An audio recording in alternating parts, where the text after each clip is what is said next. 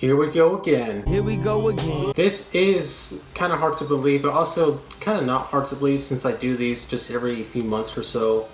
This is my 5th installment in my Things I Didn't Review series, I guess, playlist, whatever you want to call it. Firstly, I just want to say if it kind of looks like a weird angle, if it's tilted with the way I have, I'm filming with my cell phone right here. I'm literally fitting it like right in between my blinds here, but I was able to kind of center myself right in the middle from where I have my chair set up. So, I mean, I think it's a good angle, but it might be slightly tilted, slightly diagonal. Maybe I can fix it when I go back and edit this, I don't know. But if it is like off-putting and you guys just want to apologize and say that that's why it's like that. But yeah, for those of you who don't know, these are videos that I make every few months now. I try to do them every 3 months, where I'm recapping everything that I didn't review, like the title says. So this includes albums, EPs, mixtapes, anything music related, as well as movies and television shows. And that's it. You know, it's those 4 to 5 things, because I do movie and album reviews on this channel. And this is just everything from the past 3 months that I watched and I listened to that I did not do a full fleshed out review for. These are not going to be necessarily my reviews on these things. These are just my recapped thoughts in about 30 seconds to a minute per thing. And I'm doing them in order of release within each category, within albums, movies. I'm going to do them in the order that they were released. And that's almost everything I need to say. I'm always having to go through like this checklist when I do these intros to these videos. I guess lastly, I am going to put the time codes in the description box below. If you want to skip around to anything that I talk about, you're more than welcome to do that. I completely understand. I would kind of be confused if you actually sat through this whole video, because like I doubt that anyone cares to hear my thoughts on the Kirk Hammett EP that came out, but I mean, if you want to hear them, I talk about it, so I guess that's there for you. Yeah, I'm pretty sure that's all I gotta say. With that said, here are the albums. The album from Snoop Dogg, coming off of the album he came out with last year, which no one apparently knows that happened. It seems like no one even was aware or maybe just cared that he actually came out with an album last year. This is much better because that was so boring and such a bland project for him. This is a lot better. This is a huge improvement. This really is, I think, one of his best albums in years, one of his most consistent amongst the track listing. There are some big highs on this thing.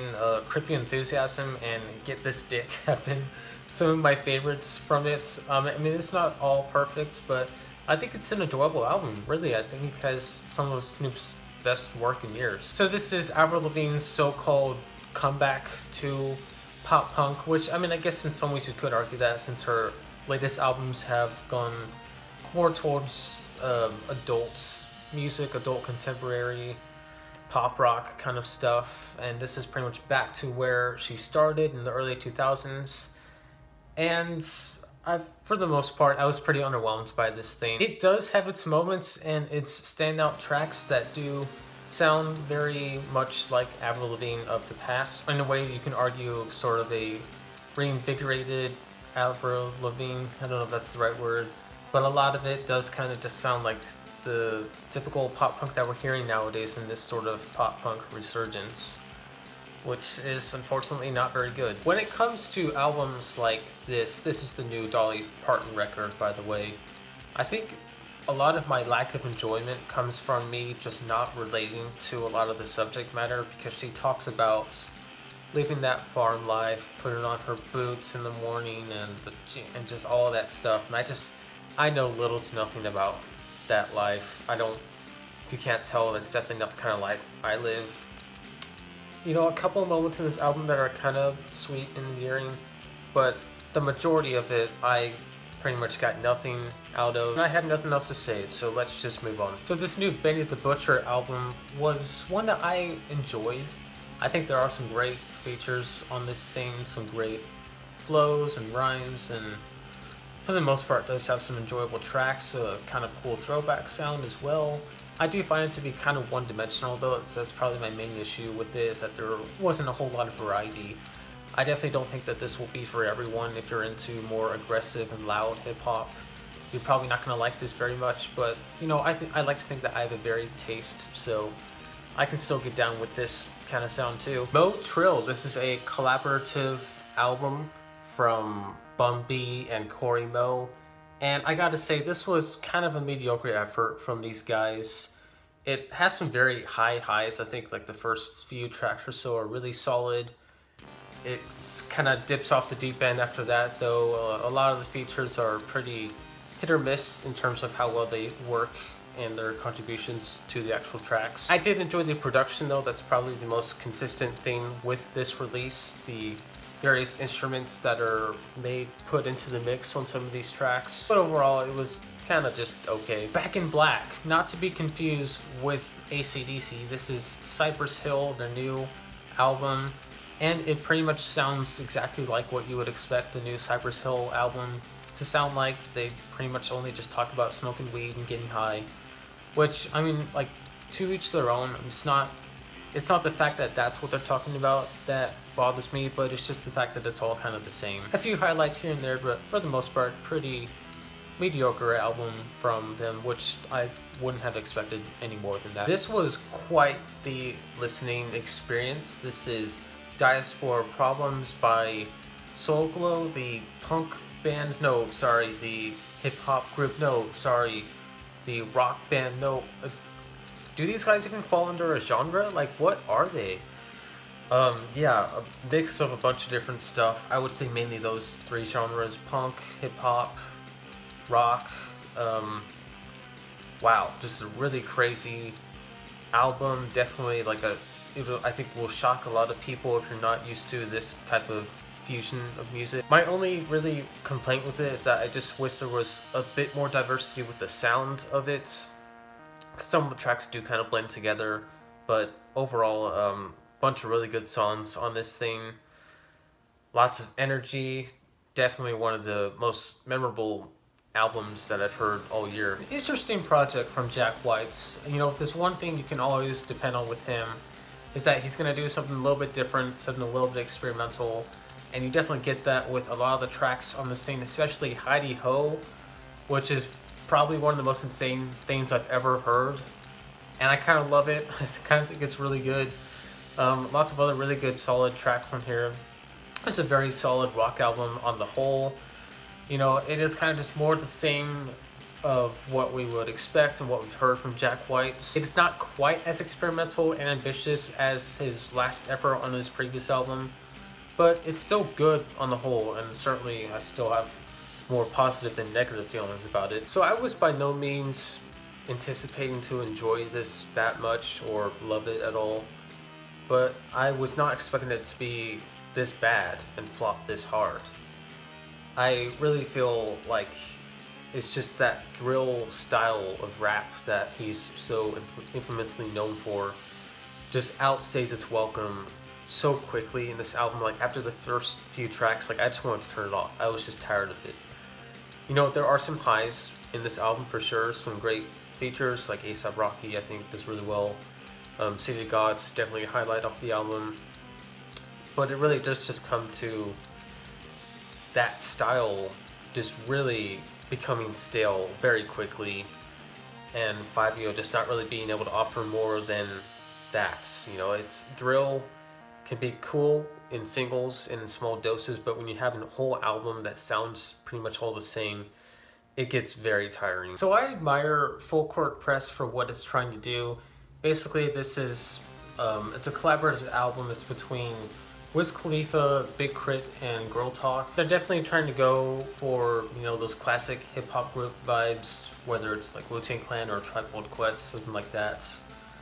And I just don't think it really sticks to landing, though. I found a lot of this to just not be very good or very catchy, and kind of weak, kind of mid in a lot of it. So with the exception of, I would say, one track on this album, I found the rest of it to be very boring and predictable. This is MC8's new record, and I just wasn't crazy about it. I wasn't feeling it. Luckily, it's fairly short. It's under half an hour long, so that was nice. It did go by fairly quickly, but I just wasn't into it. I thought the production was lacking something. And also, what is up with all these freaking mic checks too? Like, I mean, he must have said "chuh" like at least 10 to 15 times in every track. It was so annoying. I was extremely hyped for this release. I really liked all the singles leading up to it, and I'll admit I didn't love it. I do think there are a few duds here and there, but for the most part, very enjoyable album. I'm loving the production from Ye and Pharrell. Although, admittedly, and actually one of my friends pointed this out too, that one of the songs, or really several of the songs, the mixing could have been a little bit better. Like on the song Dreaming of the Past, Kanye just sounds way too loud in the mix. So little nitpicks like that, and like I said, a few tracks that aren't as good, but very consistent writing and performance from Pusha. I'm liking the features, the production's really good. Overall, very good album. So I've heard some other people say this as well about this new Jack Harlow album. Basically that his charisma and his charm doesn't really translate to his music, and especially to this project. And I completely agree. I found this to just be extremely boring and bland. And, you know, is it quite as bad as CLB? Because I've heard other comparisons to that as well. I don't think it's to that level. I do think it's pretty close though. I found a lot of the tracks very underwhelming. You know, Jack can rap, but I feel like just his pen game is kind of weak, and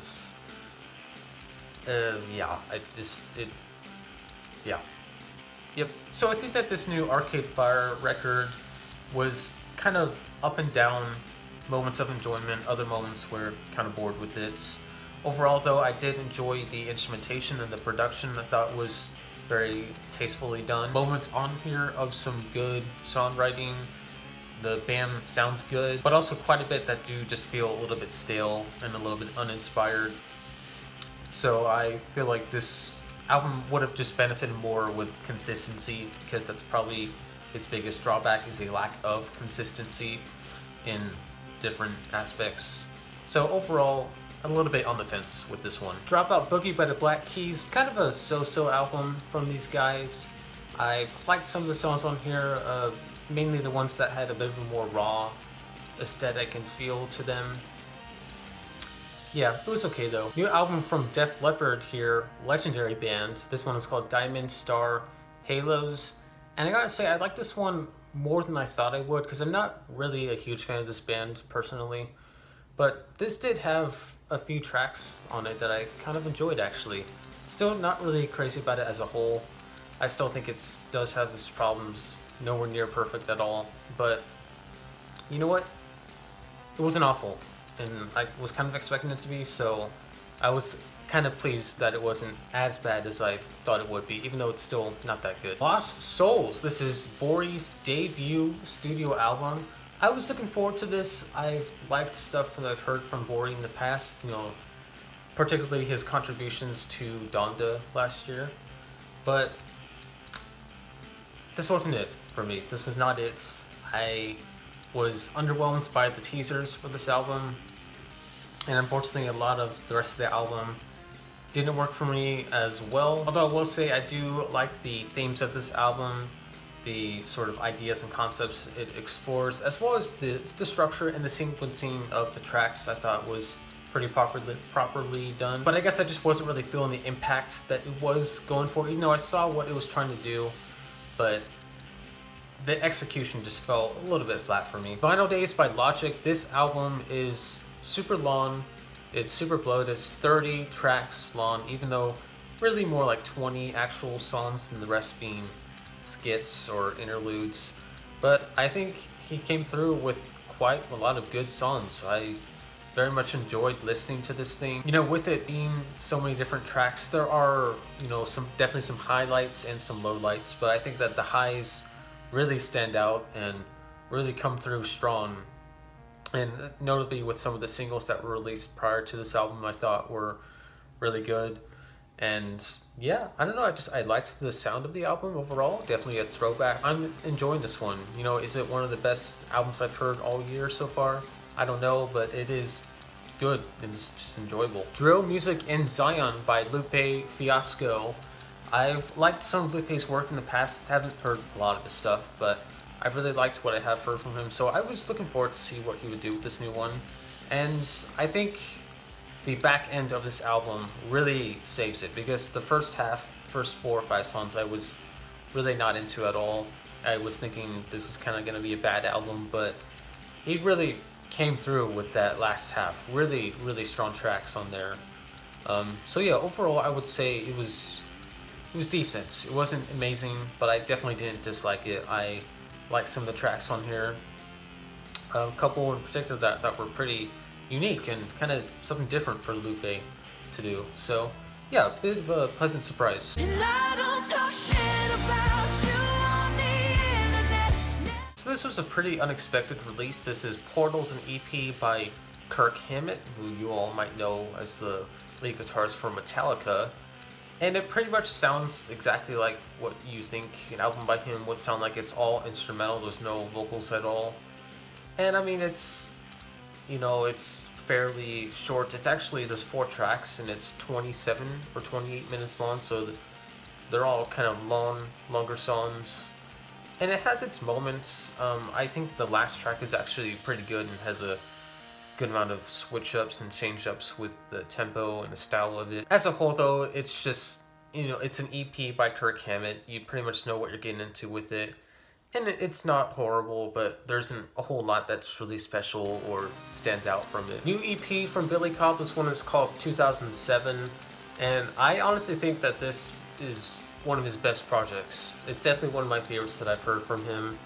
I think it has some of his best and most interesting writing, and touching on some subjects relating to nostalgia and looking back on the past and sort of romanticizing our memories.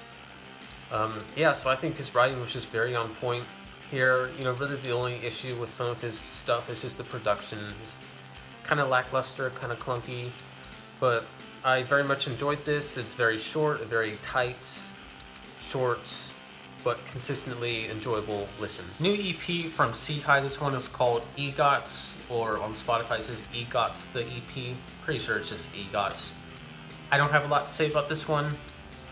It was not horrible. I liked one song. It was called Help Me God. That was pretty cool. Cool sample used in that one.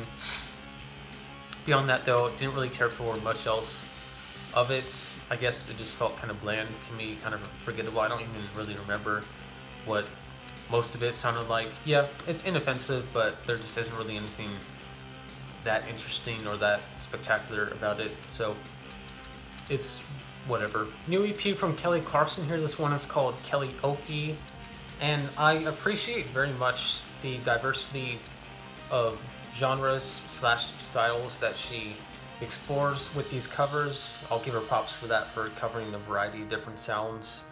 But overall, I don't think that these covers really bring much to the originals, because, you know, it's just the kind of situation where it's like I'll just listen to the original song because I prefer that version.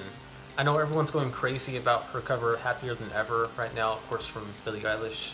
And I mean, it's a good cover. It's maybe the best one on here, but it still isn't really enough to kind of perk me up and be like, oh wow, that was really good. Like, it was just fine. It's not a horrible EP, but it's nothing really special, I think. Weezer's Summer EP is now out, and this one I think is a little bit better than their Spring EP they had a few months ago. And I'm not really sure how to explain how it is better. I just liked more of it. I added 2 songs off of the last EP onto my main Spotify playlist. This one I added 3 from it. So I mean, that's saying something if there's more songs I liked from it, I think. Yeah, I don't know, I just thought it was a little bit better. I still wasn't really in love with it, but you know, I'm liking this amount of improvement on this EP. And I mean, at this rate, at least the last one that'll come out this year, the Winter EP, will probably be really good. So hopefully this next 2 are better.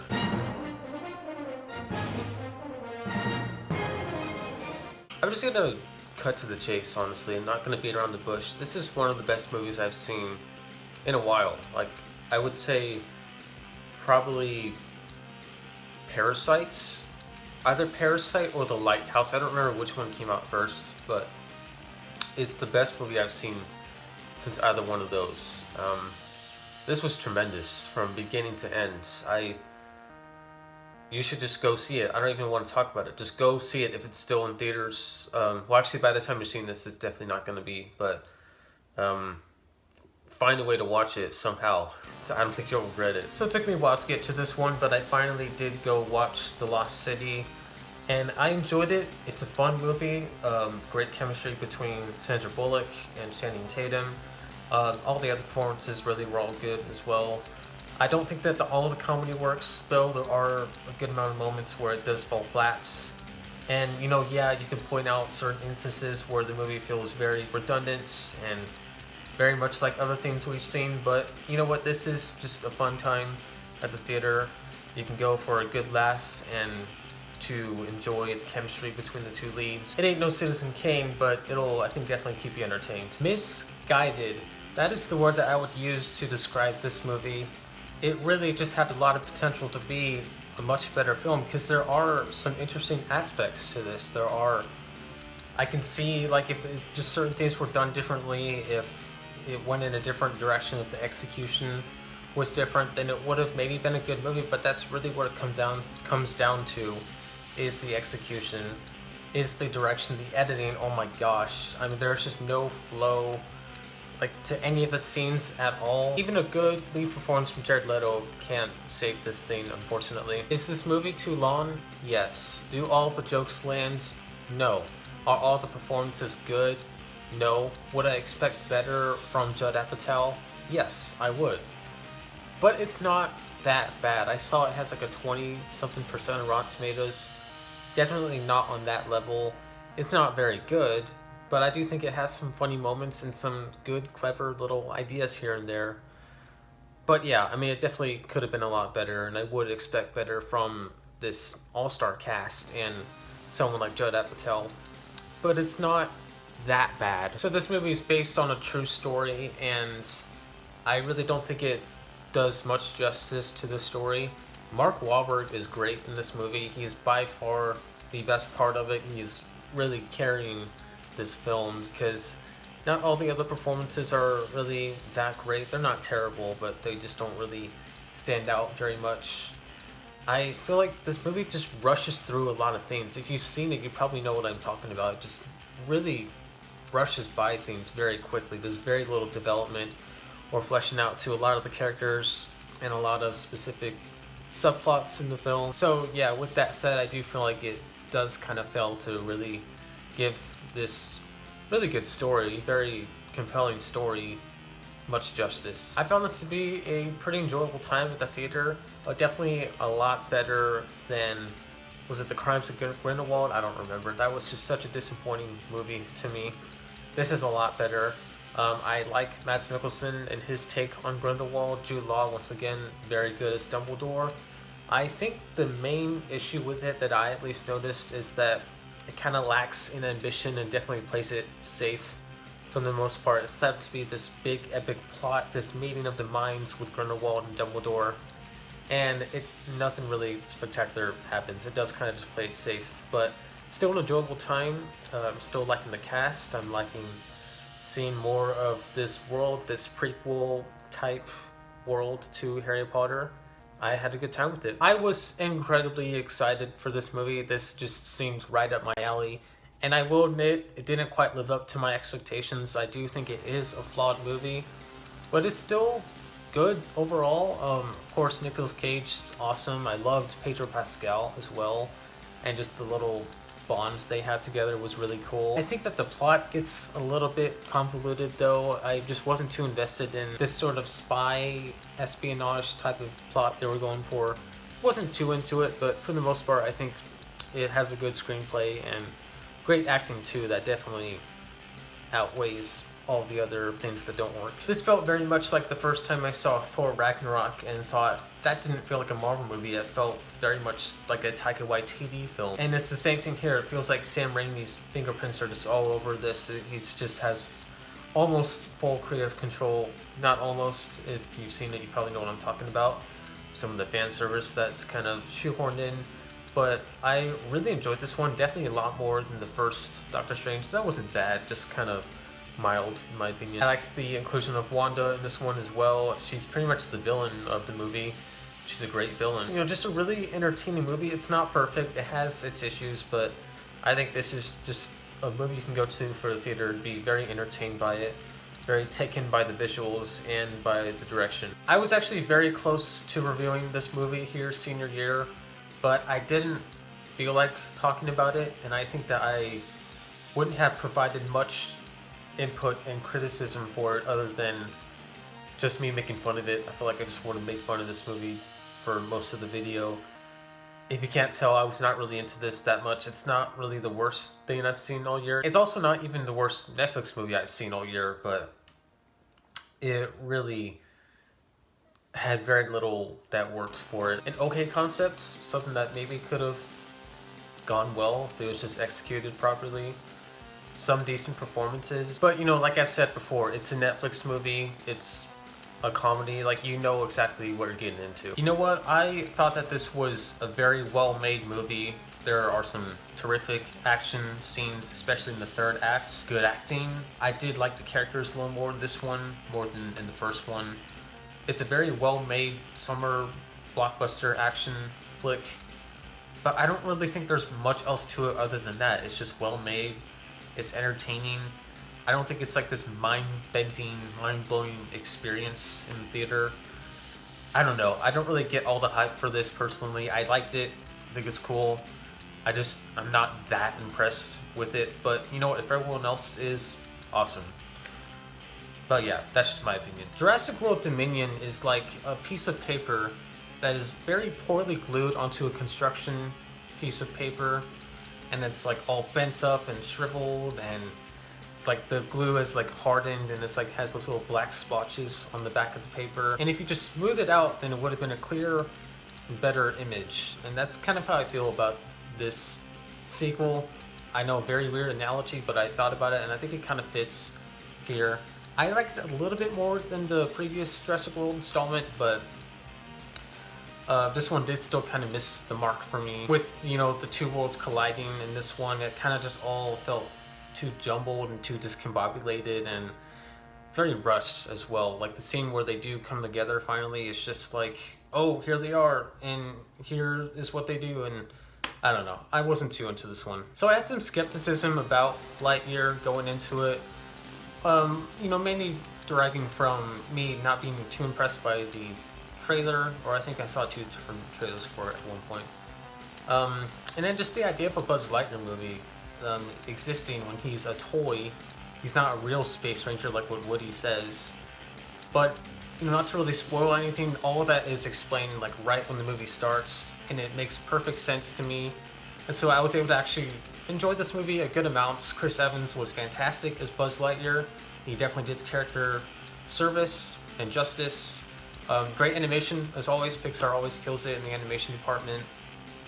Not the most exciting story, exciting adventure, really, but it's a fun time. If you're a fan of the character Buzz Lightyear and a fan of the Toy Story movies, I think you'll enjoy it, and you'll appreciate the justice they give to the character. I didn't really have any expectations going into this, other than I knew that Ethan Hawke was in it, and it didn't look that good to me, but I gotta say, I think that filmmakers came through with a surprisingly clever horror movie.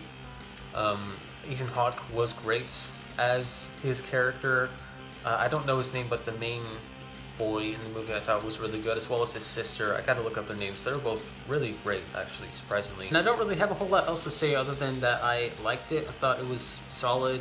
It takes place in 1978, and it does almost feel like a horror movie that would have come out around that time. So that was pretty cool, I guess.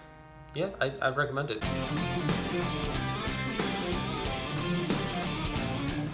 So this definitely turned out better than I was thinking it would be from the beginning, because honestly I thought the first couple episodes were kind of terrible. But as it went on, I sort of got more used to these over-the-top scenarios and also over-the-top performances that these actors are putting on. It's very cheesy.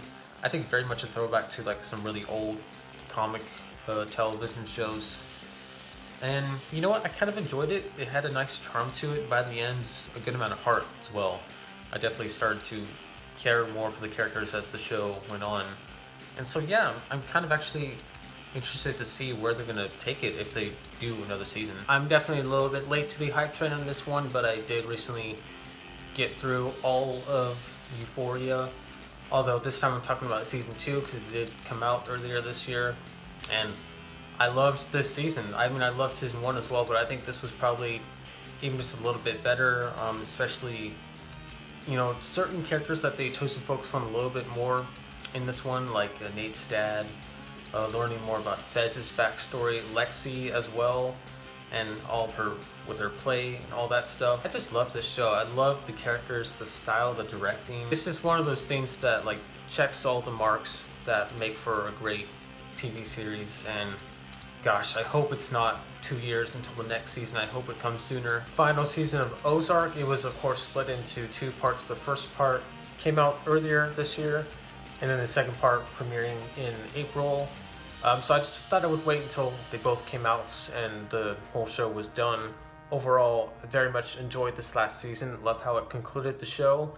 You know, the show started off pretty good, and from my perspective, it just got better and better as it went on. I do think that the 3rd season is the best, so a very slight drop off with this 4th season, but still loving the performances, loving seeing more of this world, and yeah, just seeing how it concluded, I was very satisfied with it. So I ended up enjoying Moon Knight on the whole. I wouldn't say it's one of the better Marvel shows that we've gotten through this whole Disney Plus layout of shows, but I did like it. I admittedly did like it more though when there was still this mysterious aura around the show. Like the first episode, you know, it's just a bunch of like what the fuck moments, what is going on. I did, I think, start to decline slightly when things start to get more evidence and things were more explained, but a very unique show. I think from a visual standpoint, from a narrative standpoint, Oscar Isaac was awesome in the show. And so yeah, on the whole, I thought it was pretty good, pretty solid. Hello there. Obi-Wan Kenobi, there's my boy right there, Obi-Wan. Here, there it is. Took a while for my finger to get up there. But yeah, all 6 episodes are now out on Disney Plus. Overall, I would say I was pretty pleased with it. I loved seeing Ewan McGregor back as Obi-Wan, as that character. Hayden Christensen also liked seeing his return. My issues with the show mainly stem from certain things just feeling forced. The way that some characters were implemented into the season, as well as even some of the casting choices were a little bit questionable in my mind, but I liked the journey that he went on, sort of rediscovering the Jedi way. Some of the side quests were, I thought, pretty fun. So yeah, overall, this was a pretty good series. It still, in my opinion, doesn't match up to The Mandalorian or like Clone Wars Season 7 level, but it's pretty good. It's a solid installment in these Star Wars TV shows. Alright, that was everything I did not review. That was a longer one. That was, this is definitely the longest things I didn't review I've done yet. Lots of stuff that I watched and listened to and just didn't make videos for, so, I mean, if you got through that all, holy crap, thank you. Wow. I mean, I don't know how you have that much free time in your day to do something like that, or to watch someone like me talk about a bunch of crap, so that means a lot. Thank you. I do want to say though, before I actually close out the video, that at the end of the month prior to putting out this video, these kinds of videos, that there might be a movie I watched or an album I listened to that is not included in this video, and that's either because I'm like going to review it, or I'm thinking, well, I might review it, so I'll kind of just hold on to it.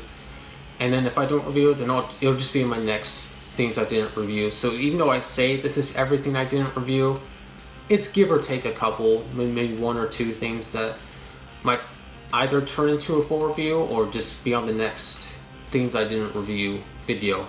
So I doubt that you guys actually care that much about that, but I just thought it would be worth noting that. And with that said, thank you all for getting through this video, whether you watched the whole thing or just skip to a couple parts. Either way, if you're at this part, which if you skipped around, I'm assuming you probably don't care about this outro, which I get it, but either way, just want to say thanks for watching any of this video if you did at all, and for keeping up with my channel if you have, again, at all in any ways.